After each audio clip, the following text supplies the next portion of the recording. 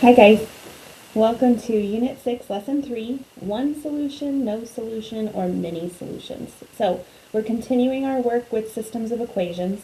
A lot of today is based on definition, okay? So let's look at the different definitions that you're gonna see first, then we'll talk about how are we gonna figure this out, all right? And then we'll do some examples. So consistent system of equations is a system with at least one solution, okay?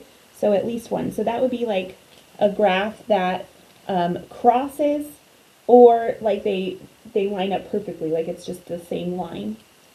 An inconsistent system, say that 5 times fast, of equations is a system with no solution, all right? So parallel lines, that's a big deal and something to remember. Dependent system of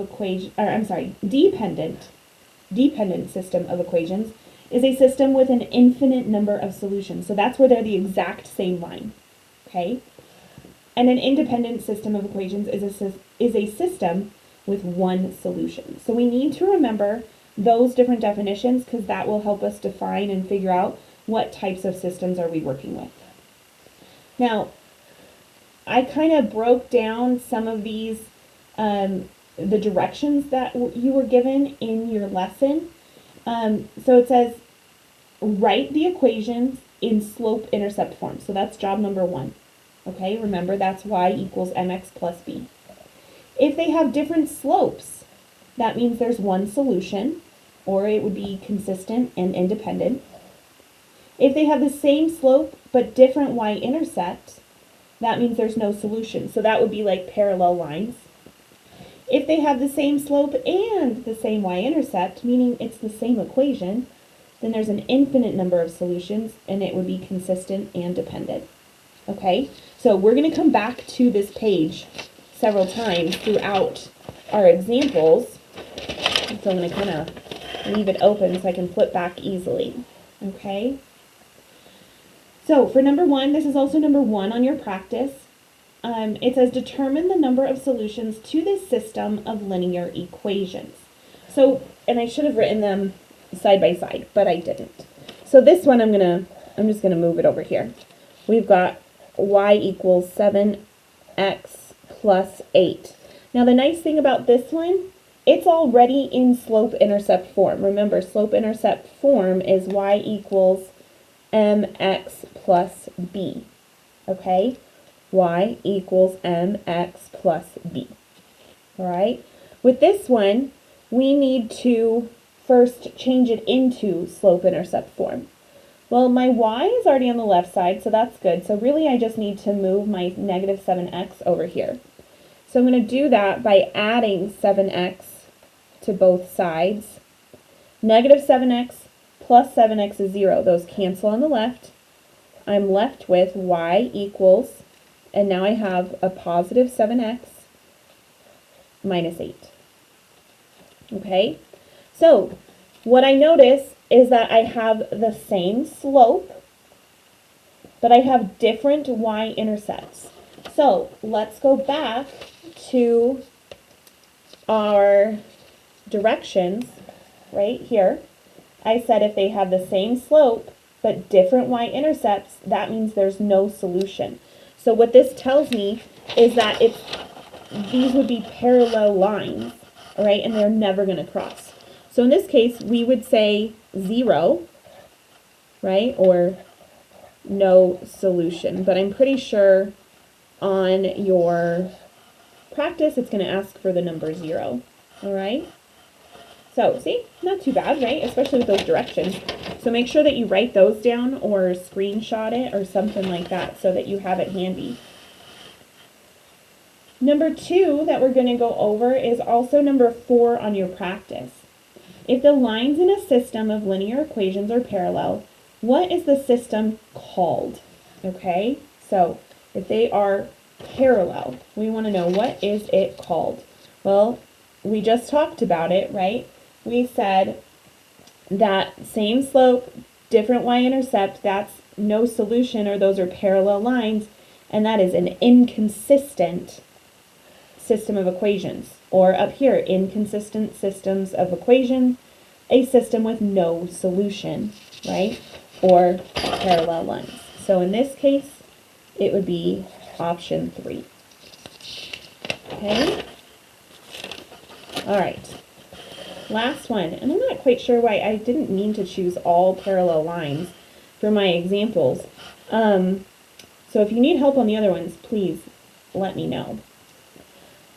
Number 3 on your quick check. Does the graph show the system of equations x plus y equals 2 and negative x plus y equals 7? Should the lines be parallel? Okay, so the first thing we need to do is we need to write both of these in slope-intercept form so we can actually see, are these the correct lines for them? All right, so let's start by doing that. Let's see, we've got x plus y equals 2. Well, y is on the left, we want that, but I need to get rid of this x because that way y can be by itself. X minus x is 0, so we're left with y equals, and now I have a negative x, and then this 2 is positive, so we'll say positive 2. So before we even move on, we can look at this one and say, okay, well, let's see. Do either of these lines cross the y-intercept at 2? Yes, right here. And then have a negative 1 slope. Well, that would mean down 1 to the right 1. Oh, that works. Down 1 to the right 1. Oh, okay. So that's this line. All right, so far that one looks pretty good. That other one, it must mean that the other one is my green one. So let's switch to green, and I'll actually write it down here. Negative x plus y equals positive 7. Well, let's see, to get x over to the right side, I'm going to add it. Those cancel, I'm left with y equals, and then it looks like I have a positive x plus a positive 7. So this should cross the y-axis at positive 7. That's way up here. 1, 2, 3, 4, 5, 6, 7. That's not true, right? So if I were to draw this correctly, there's my y-intercept for this line. And then for my slope, I could go up 1 over 1. I could go down 1 to the left 1. So really, over here, that's where they should be crossing, okay? So that tells me a lot. First off, and these are the 4 options that you are given. The first one says both are correct. Well, we just proved that one of them is not correct, so that one isn't right, okay? Now, let's see here. This was the one that was incorrect, so let's check that. This one says the graph of x plus y equals 2 is incorrect, so that can't be the answer because that was this one. So now we are left with 2, okay? So the options are the graph of negative x plus y equals 7 is incorrect. Same thing here. But then the reasonings are different. The lines should be parallel.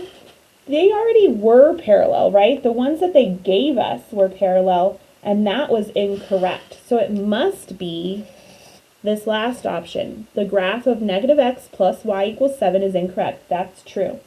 The lines should intersect. That's what we proved by graphing it, right? That's where they intersect each other. So this case, the answer would be C, okay? Or the third option, at least, with the way mine were set up. Okay, as always, if you need extra support, please let me know. Otherwise, have an awesome rest of your day.